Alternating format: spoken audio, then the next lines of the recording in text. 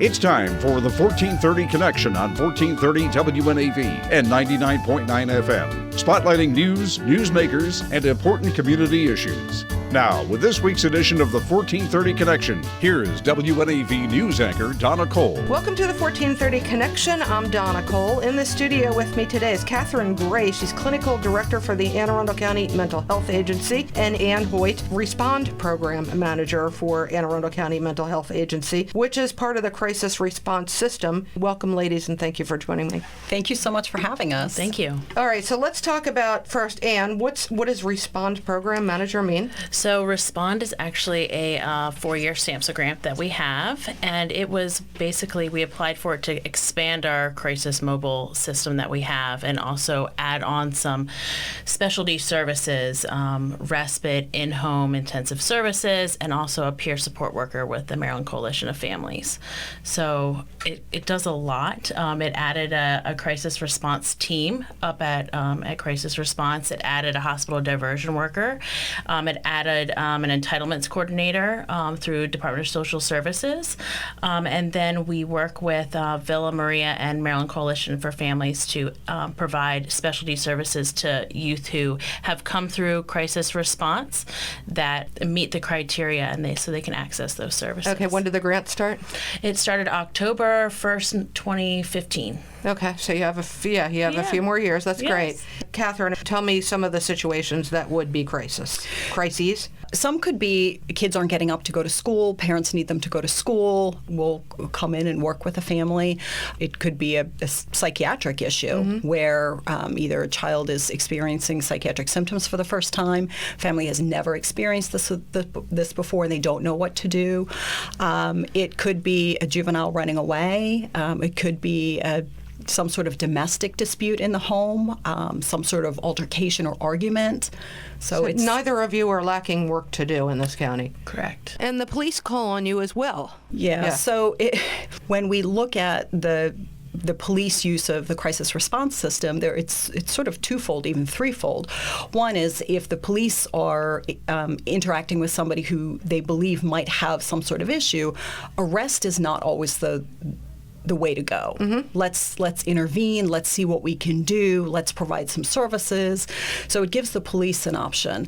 The other piece of it is when they're involved, even if it's a family member that calls, they can also link that family to services outside of the crisis, so the stabilization services. When mobile crisis goes out with the police after a crime, there are people who have witnessed that crime. There are people who are affected by that crime. We'll actually go in and work with them as well. If there's a school that has lost somebody, whether through natural causes or through suicide, you get involved. Yes, absolutely. And as you both know, I've been running a series here on WNAV on suicide. The Youth Suicide Awareness Team, is that part of your system? That was actually created through the Partnership for Children, Youth, and Families, along with the Anne Arundel County Mental Health Agency, the school system, really to look at private partnerships, community partnerships, school partnerships on tackling the issue of youth suicide.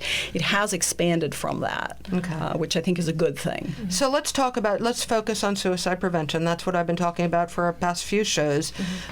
Nationwide, globally, I think, suicide rates continue to go up. Yes? Is this the stigma of mental health stopping us from continuing to talk about mental health issues? I think it's a combination of a lot of issues. I think that as far as YSA, we believe that if we can educate the public, that hopefully that will then decrease suicide attempts and suicide completions.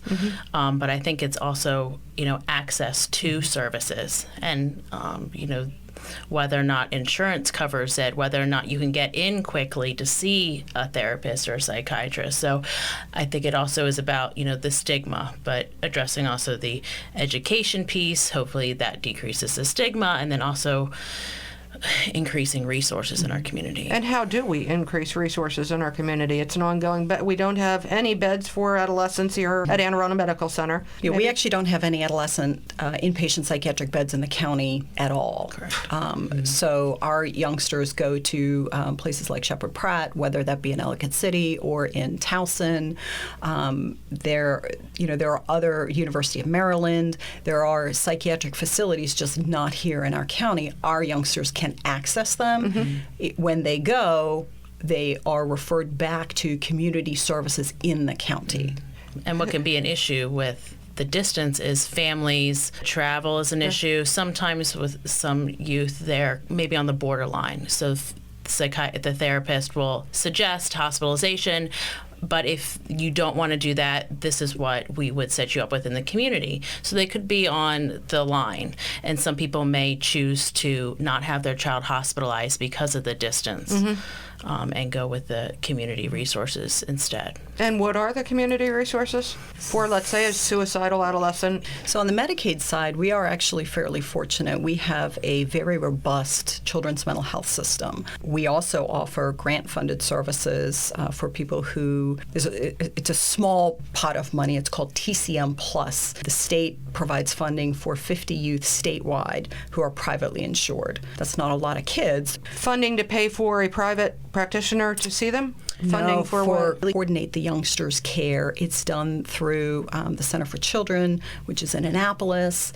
They actually go out to the home. It's all home and community based. Okay. So with private insurance, you don't have a case manager to kind of be your point person, your go-to, help walk me through this process, whether it's trying to get a youth set up with an IEP at school, or I can't afford I don't know the acronyms. Individualized education plan. Thank you. So it's for individuals with behavioral learning disabilities. They can have mental health issues, Okay. or it can be a learning disability that they get extra time on a test, or there is some creative alternative solution to a traditional classroom setting. Okay, very good. Let's take a short break. I'm Donna Cole. This is the 1430 Connection. We'll be right back.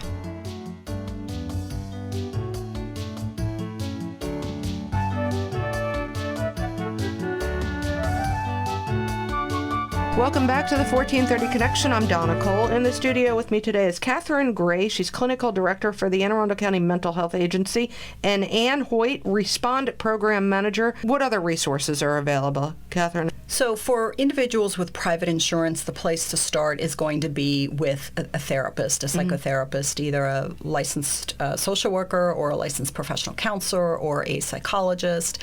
For an assessment, you would typically see a psychiatrist as well for evaluation for medication. That is not everybody's cup of tea, and that is okay.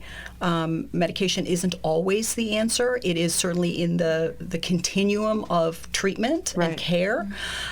So once somebody starts in therapy, then we start looking at is therapy sort of stabilizing things. We have some clinics that do home-based services. Some are all office-based. So some of it is. These are private practices, or are there any state-run agencies that? So they're not. They're not state-run agencies. There are agencies that accept Medicaid, which is both federal and state Medicaid, and then there are agencies. There are all private agencies that only accept private insurance.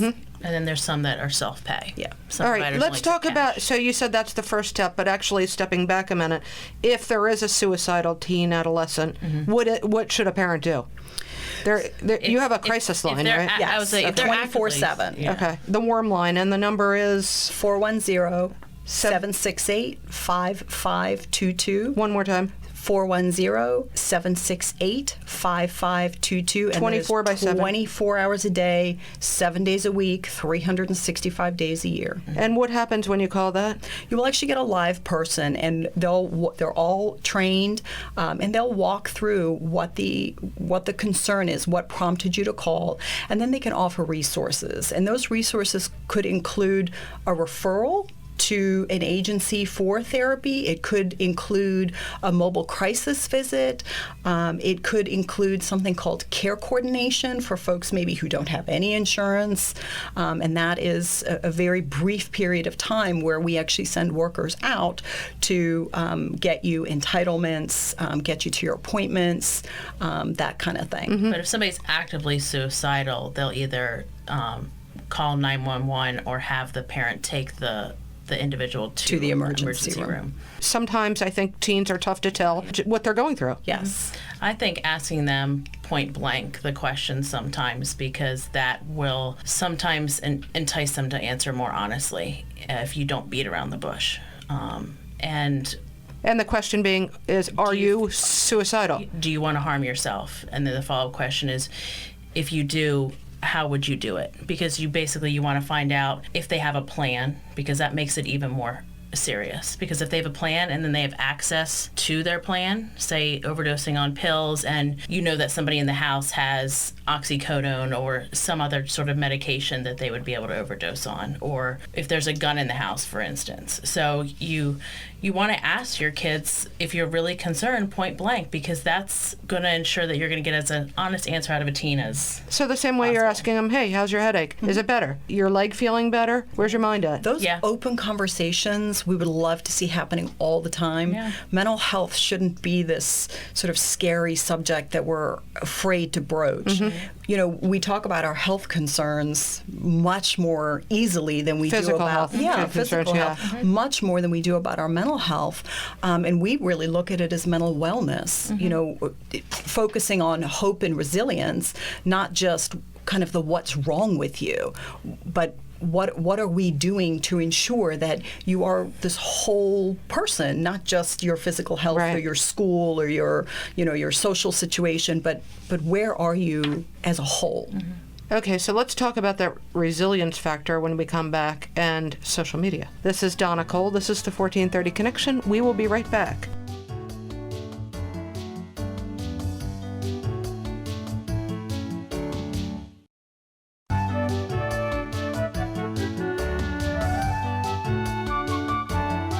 Welcome back to the 1430 Connection. I'm Donna Cole. We're talking about suicide awareness as we continue our suicide awareness and prevention series we've been doing here on WNAV. Catherine Gray, she's the clinical director for the Anne Arundel County Mental Health Agency, and Ann Hoyt, Respond Program Manager. They're part of the crisis response system. Resiliency in with regard to our teens and tweens today. What are we doing right and what are we doing wrong?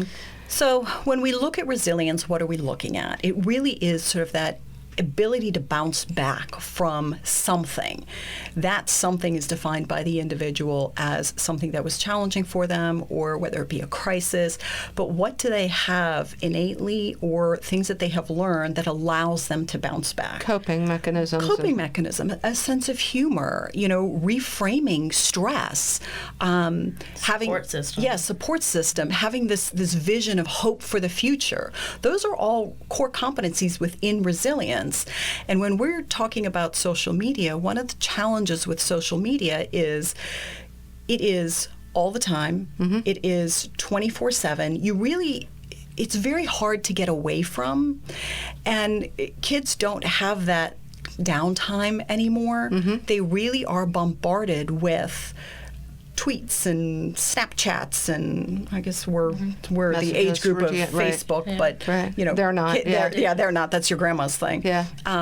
But that is 24 hours a day. So if the adolescent is saying this is how we socialize, and we as adults aren't getting that because we learn to socialize differently. Are we missing something in that message they're telling us? Not necessarily that we're missing it, but even when we as adults socialize, it's not 24/7. We still have downtime. Time for yourself. Yeah, where does that fit in? And that's maybe the question we should be asking to our young people. Where is the downtime? Where is the time for you to regroup and refocus and center and balance and all that good stuff? If social media, which is their way of communicating, is 24/7, when do you have the me time? When do you kind of center yourself with, kind of going through your day? What was good? What was bad? What's going on tomorrow? I feel like teens, they're uncomfortable with boredom nowadays. If they're not actively Is that tweeting. our problem? Are us as adults putting that on them? Putting that on them, or are you Because we thinking don't about- understand the way their social world is, because we did things differently? Is that us? I think there's an opportunity to learn from each other, but that conversation needs to be happening frequently. because usually when the issues with social media start to arise, they've escalated pretty quickly. But if you're having those open conversations with your kids about what's going on in social media, because you're right, that is how they communicate. But we also need to talk. Right. There's really both sides of it. And if that's their preferred method, that's okay. But just keep in mind as a parent, know what's going on, know kind of where they are with that. Okay, so we are seeing problems that do happen because of social. I'm not saying social media is the love, the perfect social tool. So what age? Most of these services say 13. Most of society seems to me might be ignoring that. So the kids are getting on Snapchat earlier and earlier. Do you think 13 is a good age? Is there... Well, that's a difficult question to answer because that really is kind of the parent who needs to make that decision for their child. I think where the challenge comes is if you are allowing that at a younger age, what's kind of the oversight? How do you know what's going on? Right. And if that's the issue that you're having is things being posted on social media about your child's friends, something happening at school, you as the parent, where is your ability to know what's going on? And it is hard. Parents shouldn't be blamed for this at all. Right. This is a whole new system for us. I mean, we would pick up the phone and call people. We would, look up at a dinner table and make eye contact with them. Their way of communication is different. It's not good or bad. It's just different. Right. We need to adapt, but there needs to be some of that adaptation on the youngsters' part as well, with allowing for clear communication on how the social media is impacting them negatively, positively. So here's the thing. When we as women are pregnant and men are being supportive too, we can go to that book. What is it? What to expect when you're expecting, and open up the chapter, and there's every single answer. And then we get into this social media, and there's no answers out there. There's schools that are having programs. Yes, we talked about this before the show started. Our state's attorney here in Anne Arundel County is having programs where he goes out to schools and addresses the legal factor involved or the crime factor involved. But there's nobody out there saying to parents... I don't think we're going to know the impact for another decade. I mean, I think that's studies haven't come out yet because it's only been, the last maybe decade that this has been a real, or technology is changing so I know, we just quickly. really need a director of social media here in the county that you can just email and call and say, oh, my kid has done this, now what? Yeah. And there isn't that person. The schools are trying, but the schools, to educate the parents is not there. You're right. We do need sort of a social media 101. For parents. I don't have Snapchat. I don't have Twitter. I don't really know how to do those. I'm the old lady who does Facebook because that's, was the new technology in my generation. But the technology is changing so quickly with kids that so we actually need a 20-year-old that understands kids and all the social media platforms. That would be perfect. So if you're listening out there, I don't know where to tell you to apply for this. I just know that it's needed. All right, ladies. Again, what is the crisis warm line number? The crisis warm line number is 410-768-5522. Don't be shy about calling this if you have a crisis. Not even a crisis. If you just need to figure out where to turn for services, it doesn't necessarily have to be a crisis. It's a warm line. There is no wrong call. Our agency also provides youth mental health first aid trainings as well as adult mental health first aid trainings that are open to the public to be able to learn how to identify individuals that are struggling and how to get them help. More information on that is available where? At aamentalhealth.org. Perfect. Thank you very much for joining me today. You are so welcome. Thank you. This is Donna Cole. This has been the 1430 Connection. We will see you next week.